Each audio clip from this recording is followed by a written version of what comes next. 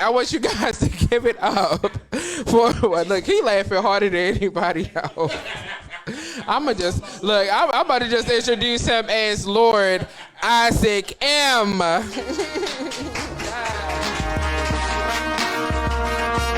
Oh, that was hilarious. Good to be here. Good to be here on the live stream. JS1 Supplier. What he supplies is up between you and whatever abandoned warehouse you meet him at. He will supply it for you. Give it up for Tippy Tall putting this show together. Talking gratuitous shit about me. Like she ain't built like a starting player on the USA Olympic team for basketball. I can't wait either. I'm going to buy your basketball card. Whatever is going to happen, I want it. I know you be dunking on niggas for fun. She's, I'm going to wear these small heels to be humble with people. But yeah, I'm diabolical. Not as diabolical as this listing where she's booking us based on color. It's going to get darker by the end of the show. Let the little color kid dance while I shave. Man, dating out here is trash. Oh my God, it's trash. And the worst part is we taking advice from niggas on podcasts and they ain't got nobody. If you listen to podcasts and you take their advice, you either think ladies want a 6-foot drug lord from Harvard and dudes want a submissive Instagram model. First off, we shouldn't be going after Instagram models. They don't do shit. They fine as hell just trespassing in luxury hotel lobbies, walking across beaches, pretending they can play basketball, selling tummy tea, knowing they don't drink water. Talking about a very particular set of people. If you feel offended, consult your therapist. Ain't got shit to do with me. Last date I went on, it was terrible. She looked at me like I was a weapon forged against her. The opening questions were far worse. She looked at me and said, are you one of them closet homosexuals or you the type of man that hits women? I was like, that's your opening? All right. I looked at her calmly and said, call me gay again, bitch. Domestic violence is fun as long as you don't hit them. I'm just saying, I'm not saying hit women. That's the one thing you should take from it. Never hit women. But ladies, y'all be acting like you can take a punch when you be arguing.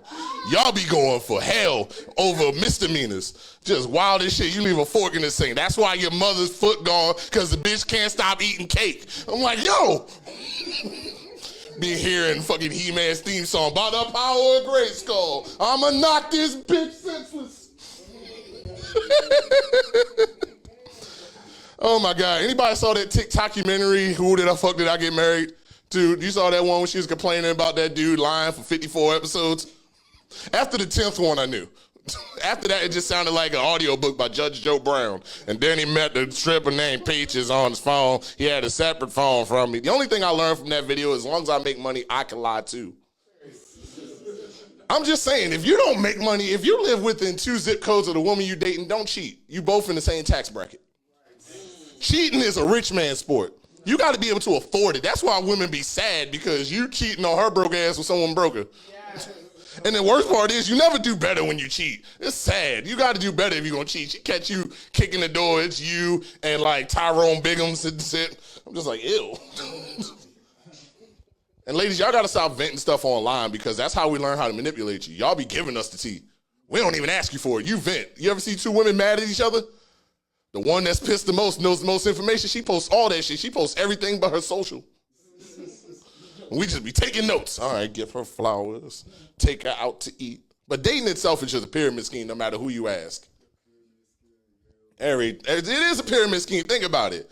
On guys' end, we want you to trust us leading you even though we don't know how to get home without a bus pass. And ladies want you to take them to restaurants they don't even take themselves to. I'm just saying, you gonna take me to Ruth Chris? Do you even know Ruth or Chris? Stop asking questions. Some people say, I'm too mean for being light-skinned. Like, they try to humble me like I'm a comedian, like I don't know sentences. I'm like, I'm the worst person to do that shit, too. I'm not Drake light-skinned.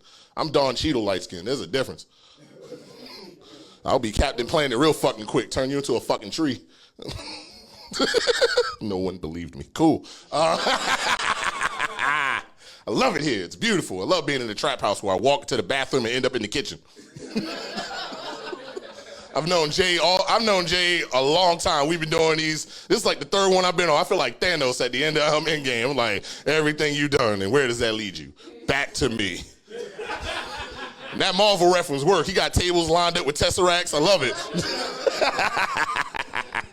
It's beautiful out here. Now for the educational portion of the show. Did you know Maryland is one of 19 states, and this is true, where you can get pulled over for a DUI, even on a bicycle? Not vroom vroom, not the 12 o'clock boys. They don't chase them. Vling vling, basket in the front, shit like that. Do you know how embarrassing it is to get pulled over on a girl's bike with the matching helmet, dressed like Sailor Moon? I can't answer that. The case is still pending. So I put this kickstand up. And the cops, they don't know what to say. They ask you the same questions like you got pulled out of a Ford Taurus. Do you know why he pulled you over? No. Do you know how fast you were going? I don't know, 5, 6. Was I swerving on this sidewalk? He gave me a breathalyzer test to be a smartass. I was like, all right, fine. I took the breathalyzer test. I passed the breathalyzer test. Got back on this Huffy, hit a wheelie and everything. Tassels flying. The moral of that story is he didn't have the breathalyzer that could test for cocaine. Now, only the state troopers got the toys. So if you ever get pulled over by Baltimore City's finest, just keep driving. They can't pull you over tinted windows. They don't got that device. Only the state troopers got it. Go all the way home. See what happens. I'm just saying that if you see one of the older blue and white patrol cars, yes, you can. Because when they put in that key, it sounds like the intro to In the Heat of the Night. In the heat. Only 2 people stayed home suspended with grandma. Got it. Man, but I love it out here. I love watching movies. Like Halloween's coming up. It's a beautiful season. Everyone gets to dress like hoes and pretend it's a costume. Yes. I went to a party yesterday. Ben was there too. Snow White had a butthole out. I saw 5 of the 7 dwarves. Snitch on who? A Disney character? Calm down. That camera can't see him. I could be saying Ben Matlock for all the fuck they know. I didn't say it's full government like you did. Who's the snitch now? Back to this joke doomed to fail. Now, one of my favorites of all time is Candyman. I love Candyman. What's scarier than a Section 8 serial killer? Ex-slave Section 8 serial killer who specifically comes after black people in the hood. Leprechaun ain't shit to this motherfucker. He's the original keep my name out your fucking mouth. You say that nigga name 3 times, Beetlejuice don't appear, you don't get to have fun in the cemetery. He coming in there with a hook, playing Mini Men. That song didn't even come out when the movie came out, and he playing it. Scary as fuck. Like, think about it. Jason, he's at Crystal Lake. You just don't go to the camp. You fine. Freddy Krueger, it only messes with motherfuckers sleep, but we all stay woke, so that's fine too. Candyman don't give a fuck.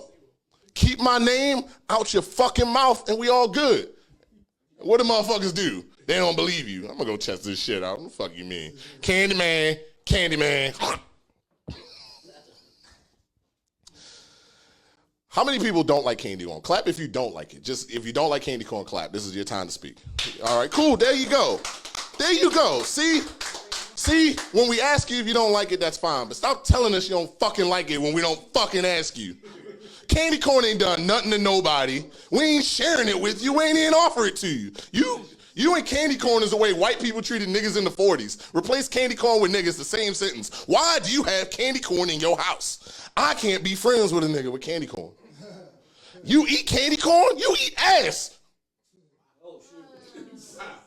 You treat candy corn like a Schedule I narcotic, but I can't eat it. This turned into a TED Talk real quick. Give yourselves a round of applause for being up on this 24-hour live stream. We out here making moves, telling jokes. Please get the scary light-skinned man off stage. I'm gonna leave y'all with this one last joke before we go out of here. Just remember, you're only as good as the last person you fucked with. I'm just saying, be careful who you out here putting shade on names, because if you've been with them for 3 years and they didn't bathe, and you've been with them 3 years, you and Pigpen just trading STIs for nothing. Be careful who you throw shade on. You're only as good as the last person you've been with. The last person was good, you can do better. The last person was bad, you could do worse. My name is Isaac M. Y'all follow VVC Life. Y'all get these jokes going, we get this show going. Good night.